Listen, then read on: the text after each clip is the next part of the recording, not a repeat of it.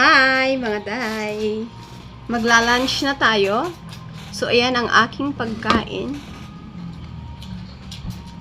Patatas to, patatas na maliliit. Ayan. Meron tayo ditong 3 piraso at saka gulay na kangkong.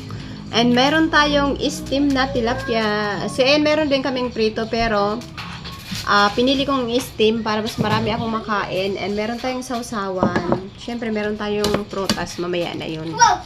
So, pwede natin itong ubusin kasi naka-steam lang yan. Pinalamanan ko siya.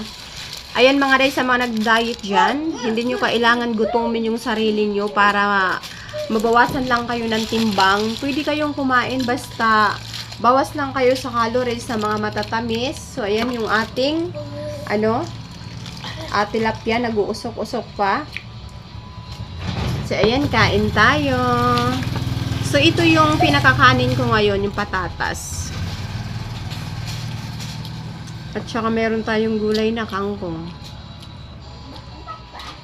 Kain ka?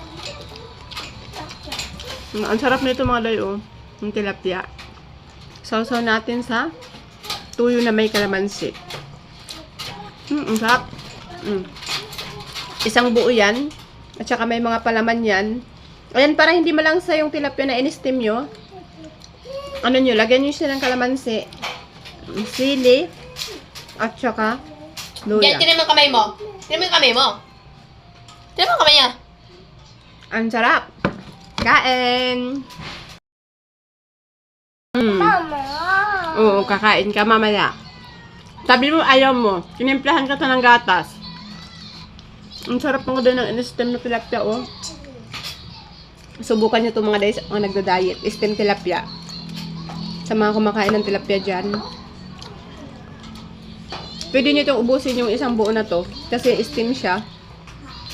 And, yung rice ko is, ito na siya. Paslatas, meron tayong gulay. At, syempre may prutas tayo. Saging.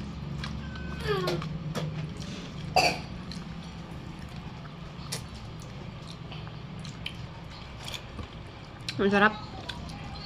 Kain.